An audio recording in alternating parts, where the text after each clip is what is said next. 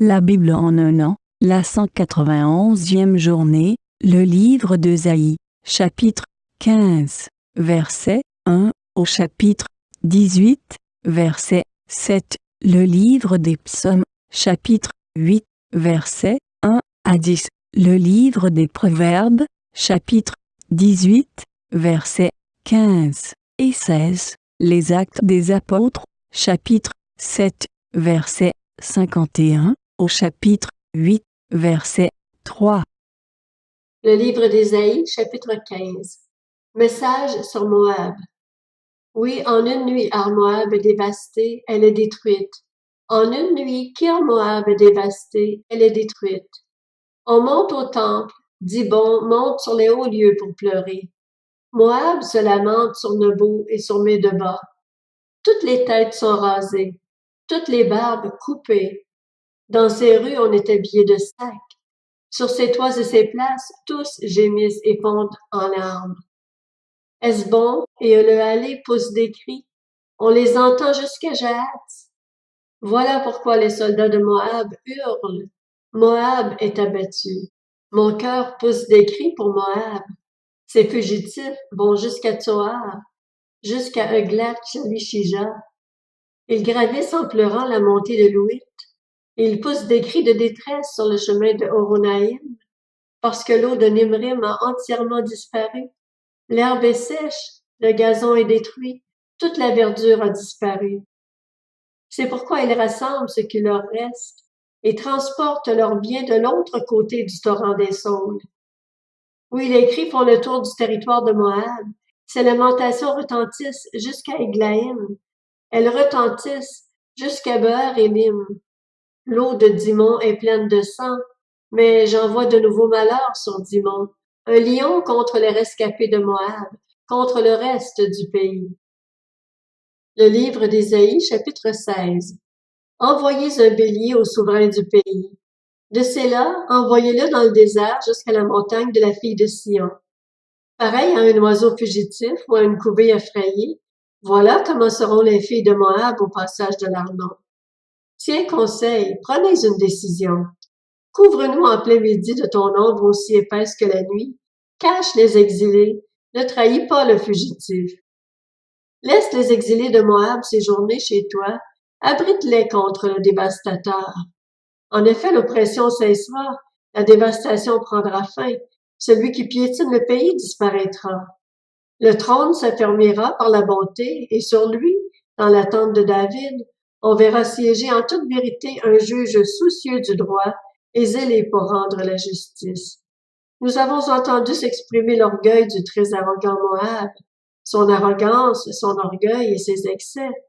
Son bavardage ne vaut rien. Voilà pourquoi Moab se lamente sur lui-même. Il se lamente tout entier. Vous soupirez à cause des gâteaux de raisin qu'on faisait à Kir-Hareset, profondément abattus. C'est que les campagnes de Hesbon dépérissent. Les maîtres des nations ont brisé les ceps de la vigne de Sibma, qui s'étendait jusqu'à Jahazer et s'égarait dans le désert, et dont les sarments se prolongeaient pour traverser la mer. C'est pourquoi je pleurerai sur la vigne de Sibma autant que sur Jahazer.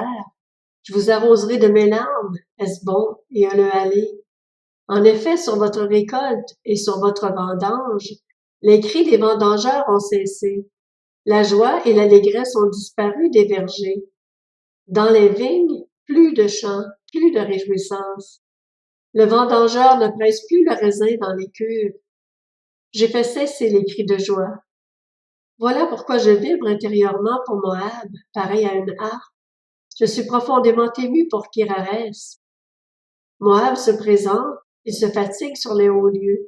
Il entre dans son sanctuaire pour prier, mais il ne peut rien obtenir. Telle est la parole que l'Éternel a prononcée depuis longtemps à l'intention de Moab. Et maintenant, voici ce que dit l'Éternel. Dans 3 ans, comptés aussi précisément que les années d'un salarié, la gloire de Moab sera un objet de mépris, malgré toute sa population. Il n'en restera pas grand-chose, presque rien. Le livre d'Ésaïe, chapitre 17. Message sur Damas. Damas sera supprimé. Elle ne sera plus une ville, elle ne sera qu'un tas de ruines. Les villes qui dépendent d'Aroër seront abandonnées, livrées aux troupeaux. Ils y coucheront sans plus personne pour les effrayer. Il est réglé le sort de la forteresse d'Éphraïm, du royaume de Damas et du reste de la Syrie.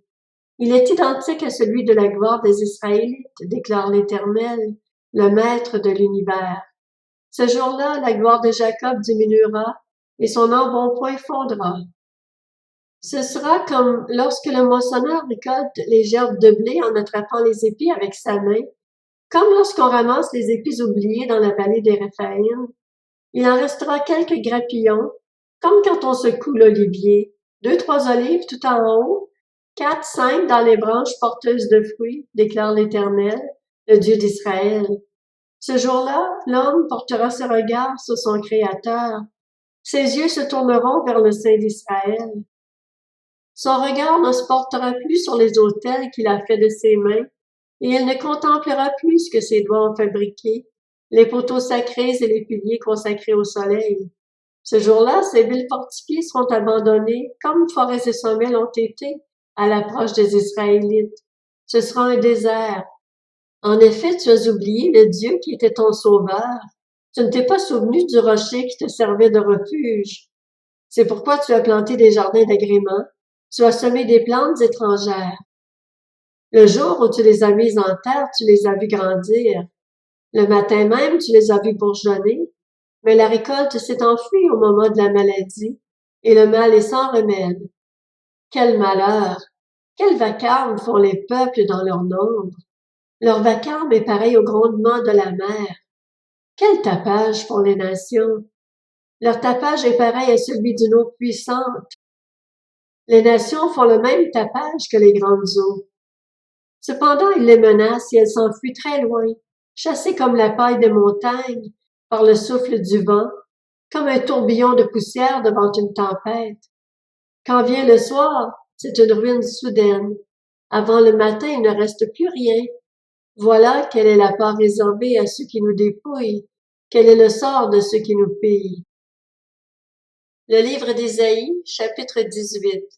Malheur à toi, pays de grillons ailés, situé de l'autre côté des fleuves de l'Éthiopie, toi qui envoies des messagers par mer dans des embarcations légères qui flottent sur l'eau.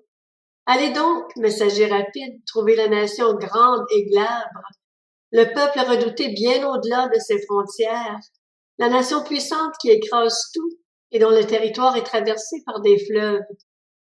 Vous tous, habitants du monde, vous qui peuplez la terre, lorsque l'étendard sera dressé sur les montagnes, regardez. Lorsque la trompette sonnera, écoutez. En effet, voici ce que m'a dit l'Éternel. Je veux rester tranquille et regarder de ma place, pareil à la chaleur des rayons du soleil, aux nuages porteurs de rosée dans la chaude période de la moisson.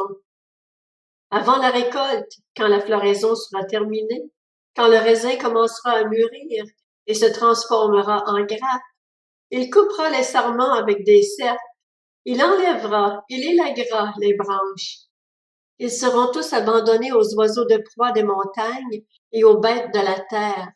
Les oiseaux de proie passeront l'été sur leurs cadavres et toutes les bêtes sauvages de la terre l'hiver. À ce moment-là, des offrandes seront apportées à l'Éternel, le Maître de l'univers, par le peuple grand et glabre, par le peuple redouté bien au-delà de ses frontières, par la nation puissante qui écrase tout et dont le territoire est traversé par des fleuves. Elles seront apportées à l'endroit où réside le nom de l'Éternel, le Maître de l'univers, sur le mont Sion. Le livre des Psaumes, chapitre 8. Au chef de chœur, sur la guitite.